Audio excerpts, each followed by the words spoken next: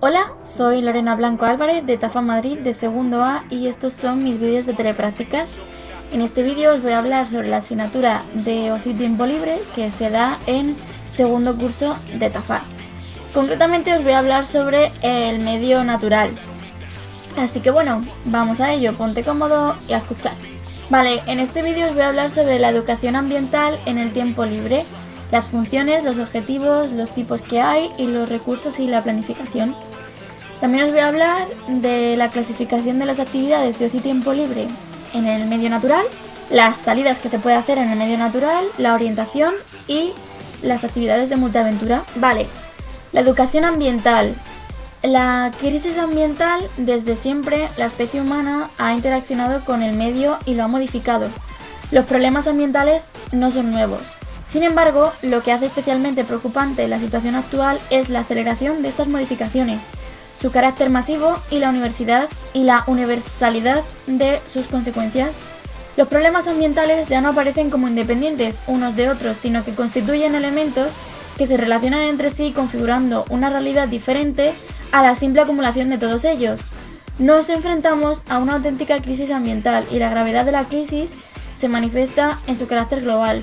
Ahora mismo con el coronavirus, casi toda la contaminación está bajando, el agujero de la capa de ozono se ha regenerado y solo hay que salir a la calle para ver que la naturaleza está volviendo a su estado natural. Desde los años 60, cuando se cuestionó el modelo de crecimiento establecido y se denunció el impacto que sobre el medio ambiente producía, los diagnósticos realizados sobre la crisis ambiental han sido numerosos. Poco a poco, el ser humano empieza a realizar una nueva lectura del medio en el que está inmerso y se plantea la necesidad de adoptar medidas educativas. Entonces, la educación ambiental es muy importante. Las relaciones entre educación y medio ambiente no son nuevas. Sin embargo, la novedad que aporta la educación ambiental es que el medio ambiente aparece con identidad como para constituirse en finalidad y objetivo de la educación. Las funciones que tiene la educación ambiental son las siguientes, y es que la educación ambiental es un proceso transversal, por lo que busca su insección inmersa en cada acción que realiza o promueve. Asimismo, reconoce la importancia de la educación ambiental diversificada, respetando las características propias de cada región y grupo de individuos, considerando a cada individuo como agente multiplicador de un proceso de educación ambiental a nivel global. De igual manera, la educación ambiental busca promover la participación ciudadana en la gestión ambiental de cada país. Es decir, la educación ambiental lo que busca es que cada niño, desde que es muy pequeño, se haga responsable de que no debe contaminar, de que debe cuidar el planeta, porque si no, el planeta se muere. Y si el planeta se muere, nosotros nos morimos. Vale, hablemos de los objetivos que tiene la educación ambiental, y es que en las conclusiones del Seminario Internacional de Educación Ambiental de Belgrado de 1975 se definirían claramente las categorías de objetivos en los que tendrían que basarse los programas y actuaciones educativos, todos ellos encaminados a conocer, comprender y actuar conscientemente frente a los problemas del medio ambiente. Este tipo de educación debe orientarse siempre hacia la solución o búsqueda de soluciones concretas a los problemas de nuestro entorno. Entonces, lo que busca la educación ambiental es concienciar, adquirir conocimientos, desarrollar aptitudes, promover estas aptitudes, evaluar de forma correcta y dinamizar la participación. Los objetivos generales que tiene de Carta de Belgrado de 1975 es la toma de conciencia. Ayuda a las personas y a los grupos sociales a que adquieran mayor sensibilidad y conciencia del medio ambiente general y de los problemas que esto conlleva. También otro objetivo son los conocimientos, y es que ayuda a las personas y a los grupos sociales a adquirir una comprensión básica del medio ambiente en su totalidad, sobre los problemas conexos y sobre la presencia y función de la humanidad en el medio ambiente, lo que extraña una responsabilidad crítica. También enseña actitudes, y es que ayuda a las personas y a los grupos sociales a adquirir valores sociales y un profundo interés por el medio ambiente, así como la voluntad que los impulse a participar activamente en su protección y mejoramiento. También otro objetivo es una aptitud, y es que ayuda a las personas y a los grupos sociales a adquirir las aptitudes necesarias para resolver los problemas ambientales. También la capacidad de evaluación ayuda a las personas y a los grupos sociales a evaluar las medidas y los programas de educación ambiental en función de los factores ecológicos, políticos, económicos, sociales, estéticos y educacionales. También tenemos en cuenta la participación, y es que ayuda a las personas y a los grupos sociales a que desarrollen su sentido de responsabilidad y a que tomen conciencia de la urgente necesidad de prestar atención a los problemas que existen en el medio ambiente para asegurar que se adopten medidas respecto a todo lo que está pasando. Vale, los objetivos generales de la educación ambiental, según Tbilisi en 1977, es que sensibilizar a la población para lograr una percepción integrada y un reconocimiento global del medio. También enseñar a hacer una valoración ética, económica y esférica del medio ambiente, fomentando actitudes de responsabilidad y solidaridad mundial. También refuerza y modifica los comportamientos tendientes a que los ciudadanos tomen un papel activo y eficaz para la conservación y transformación del medio a mejor. Y bueno, hay diferentes tipos de educación ambiental. Tenemos 3. La educación ambiental formal, la no formal y la informal. La formal es la que se incorpora a la estructura curricular. La no formal se realiza paralelamente a la anterior, va dirigida a diferentes públicos y no queda inscrita en programas o ciclos. Y la informal es la que se obtiene en revistas, cuadernos de ecología, utilizando los recursos naturales como material didáctico. Bien, hablemos ahora de los recursos y planificación para la educación ambiental. Y es que cuando nos adentramos en una planificación de cualquier actividad de educación ambiental no formal, necesitamos apoyarnos en una serie de principios fundamentales, es decir, que lo bueno pese más que lo malo. Hay que educar el mensaje a las características del receptor, grupo, edad, madurez, perfil cultural, etcétera. Ya que a diferencia del entorno escolar y académico, los destinatarios pueden ser muy heterogéneos. Hay que utilizar el entorno como recurso didáctico del que se pueden extraer experiencias más cercanas y educativas que las logradas a través de libros de texto o material audiovisual. Es decir, que las clases se den en medios naturales, no en un aula.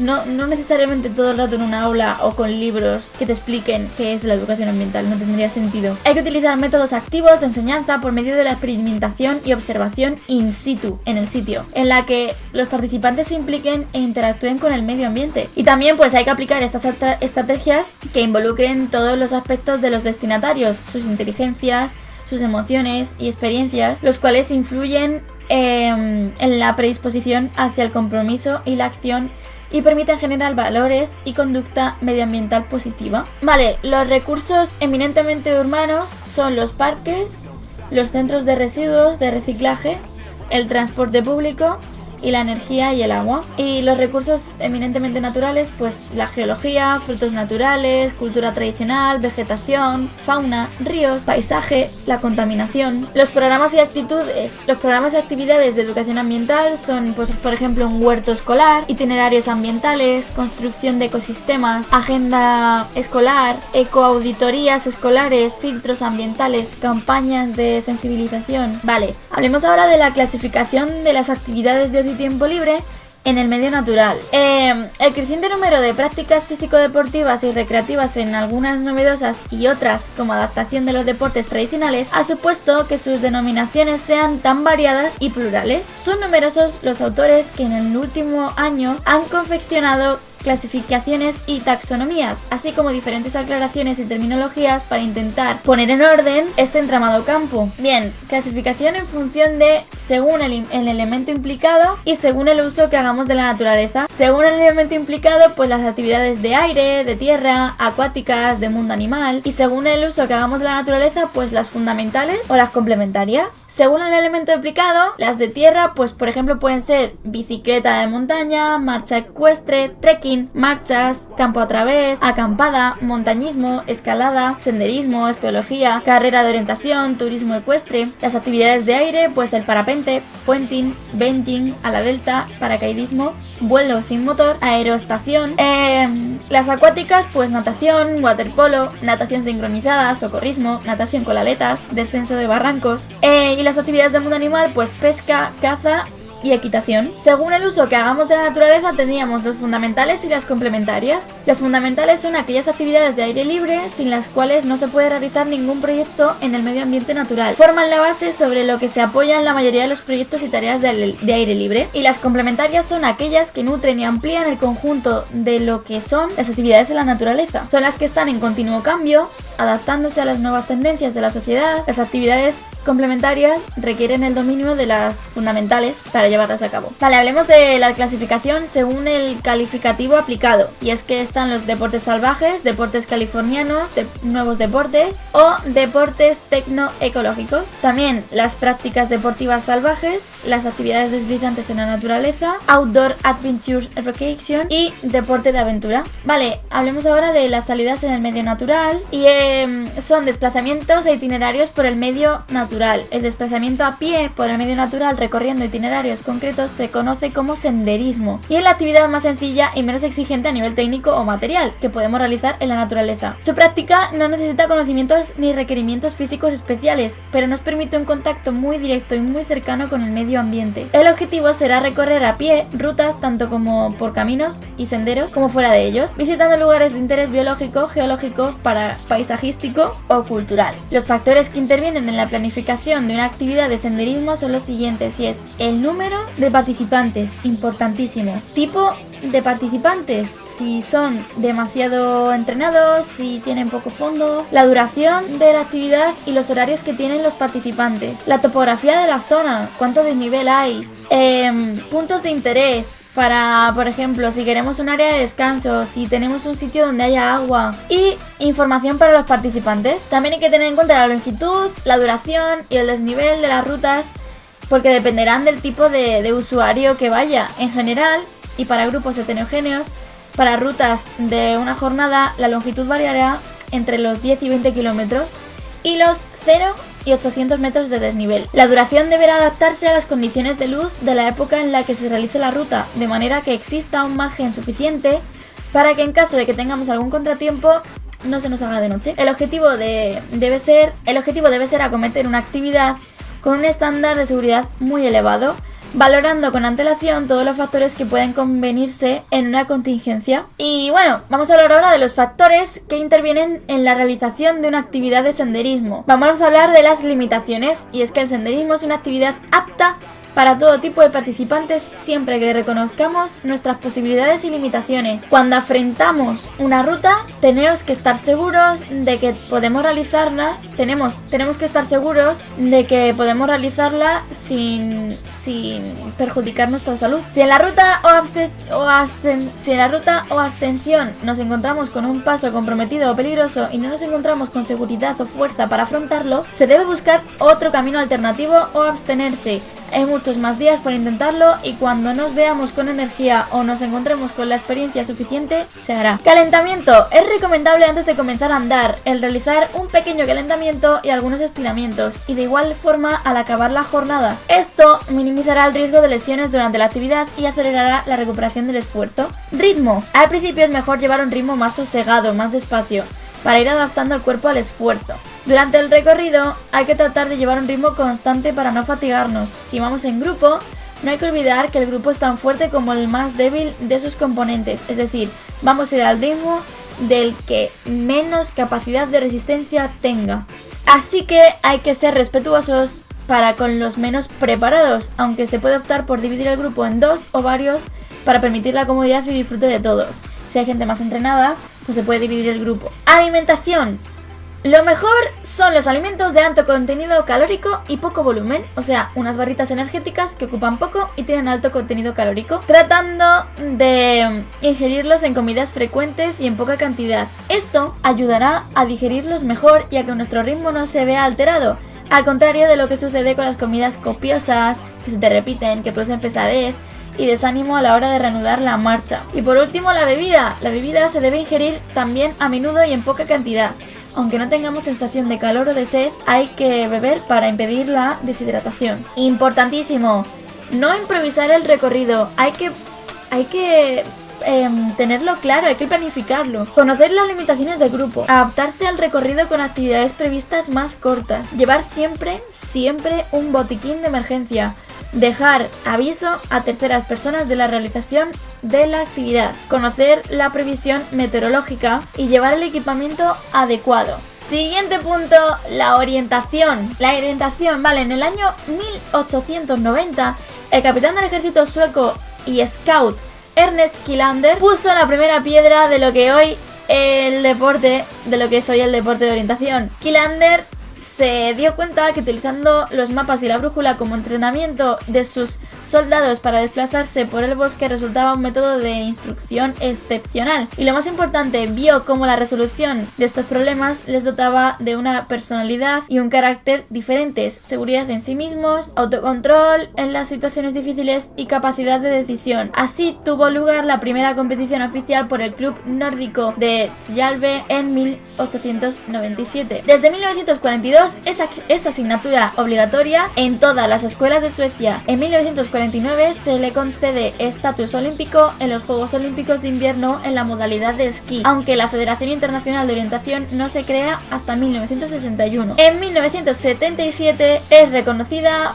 por el Comité Olímpico Internacional. En España, en 1972, el profesor Martin Crowlon encargará la realización del primer mapa de orientación con normativa internacional en el parque de la madrileña Casa de Campo. También en este mismo año, por iniciativa de un grupo de orientadores escandinavos, se levanta el mapa de la Sierra de la Cortina en las proximidades de Benidorm. Con la unión de licenciados de INEF y militares conocedores de esta modalidad, por su profesión nace en 1979 la Asociación de Amigos de la Orientación Internacional de nuestro país, que no podía llevar otro nombre que el de su precursor Martin Crowlon. En 1989 se funda la Asociación Española de Clubes de Carreras de Orientación y en ese mismo año es reconocida por la International Orienting Federation como miembro de pleno derecho. Actualmente existen 73 países afiliados a la Federación Internacional con 8 millones de practicantes. En España integran la Federación Española de Orientación 10 federaciones territoriales, 4 asociaciones y delegaciones territoriales y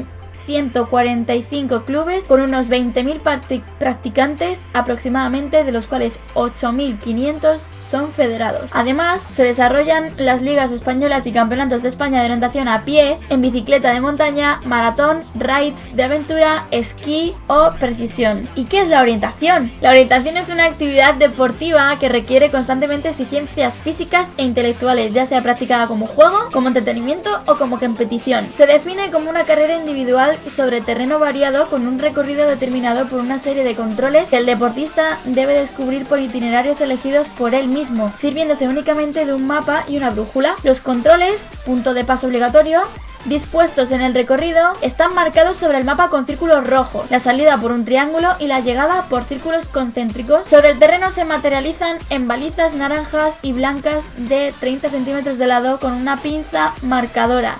Daremos unos cartones y esa pinza lo que tienes que hacer es darle al cartón. Los controles se colocan en lugares característicos del terreno representándolos sobre el mapa. ¿Y por qué hacer orientación? Pues la orientación reúne características específicas que lo hacen muy atractivo. Y es que se desarrolla en un entorno completamente natural. La necesidad de aunar tanto el esfuerzo físico como la habilidad mental para la lectura del mapa, así como la existencia de distintas categorías adaptadas a la edad o a la condición física. En este deporte, cada participante pone sus propios límites. Para las deportistas de alto nivel, el objetivo es obtener el máximo rendimiento físico y mental, mientras que otros disfrutan del entorno y de saber orientarse al encontrar una baliza tras otra al llegar hasta la meta. La variedad de recorridos permite practicarla a toda la familia independientemente de la edad. Vale, hablemos de las modalidades, y es que está la orientación a pie, orientación a bicicleta de montaña, rides de aventuras, esquío y orientación de precisión. Las federaciones y los clubes, pues la Federación de Comunidades Autónomas hay 11: Extremadura, Andalucía, Murcia, Valencia, Cataluña, Islas Baleares, Castilla y León, Madrid, Aragón, Castilla-La Mancha y Galicia. Delegaciones en comunidades autónomas hay 3 y son Euskadi, La Rioja y Canarias. Y los clubes pues son 146. Las competiciones organizadas por la federación son Liga Española de Orientación, Campeonato de España de Orientación, Campeonato de España de O Precisión, Liga Española de M Rogaine, Campeonato de España de MRO Game, Campeonato de España Universitario de Orientación, Campeonato de España de Orientación en Edad Escolar, Campeonato de España de Orientación por Centros Escolares, Liga Española de Orientación en Bicicleta de Montaña, Campeonato de España de Orientación en Bicicleta de Montaña, Liga Española de Raids de Aventura, Liga Española de Esquí de Orientación, Campeonato de España de Raids de Aventura, Carreras de la Mujer, Campeonatos Ibéricos, compite en España y Portugal, Copa de los Países Latinos cada 6 años y compite en Bélgica, Francia, Italia, Rumanía y Portugal, además de Brasil, Colombia y España. Y Campeonato Mediterráneo de Orientación. Vale, y por último hablamos de la multiaventura. ¿Qué es la multiaventura? Pues son los denominados deportes de aventura, que son aquellas actividades que implican, en mayor o menor medida, una subida de adrenalina y sensaciones de peligro que sean lo suficientemente importantes y que no puedan sentirse con otras prácticas deportivas. Suele llevar también aparejado las necesidades de conocimientos técnicos relevantes relacionados con las vertientes deportivas realizadas. En los deportes de aventura, el hombre se integra en el entorno natural haciendo una actividad de alto riesgo, en donde convive con este estrechamente en forma de ejercicio físico. El participante ya no se conforma con espléndidos paisajes, sino que demanda experimentar nuevas sensaciones en contacto con la naturaleza. El resto está en superar los obstáculos que imponen los elementos naturales, agua, montaña, nieve, fauna, a través de actividades físico-deportivas. Sin embargo, la denominación de deportes de aventura no es un término que englobe a las actividades que han surgido en los últimos años, sino que deportes que se han venido practicando tradicionalmente, pero que implican cierto control físico y mental en situaciones que pueden llegar a ser extremas. Se consideran dentro de esta descripción. Un ejemplo son los deportes más exigentes, como pueden ser la escalada en hielo y la desescalada en roca libre, o también deportes de deslizamiento como el snowboard, kayak, esquí, sin olvidar otros como el mountain bike, rollers, raids de montaña, rutas a caballo, etc. Hay muchos deportes que pueden considerarse de aventura. Por citar alguno de ellos, uno de los que cuentan con un mayor número de aficionados es el kitesurf o esquí con cometa, que puede practicarse tanto en el agua como en la nieve o en el hielo. Por otro lado, tenemos el esquí nórdico, que es uno de los deportes de aventura más completos que existen a nivel físico y permite ejercitarse tanto a nivel cardiovascular como muscular. En cuanto al plano acuático, ha crecido la demanda de practicar el bodyboard y similar al surf tradicional, pero la posición del participante es tumbado y arrodillado sobre la tabla. Para los amantes de la montaña también existe un espacio a través del desafío o montañismo de riesgo que permite satisfacer sus necesidades de aventura, disfrutar de grandes espacios y del contacto con la naturaleza. Se trata de hacer un recorrido rocoso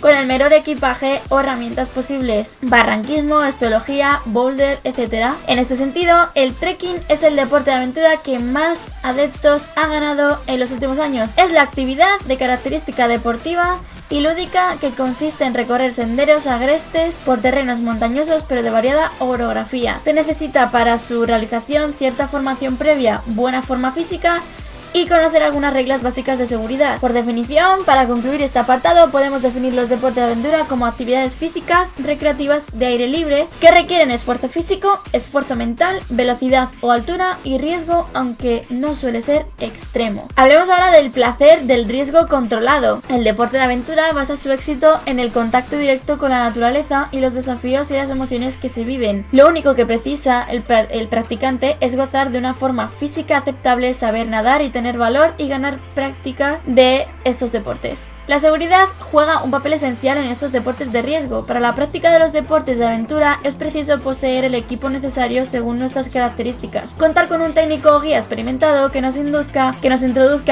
en la actividad y asegure una correcta ejecución.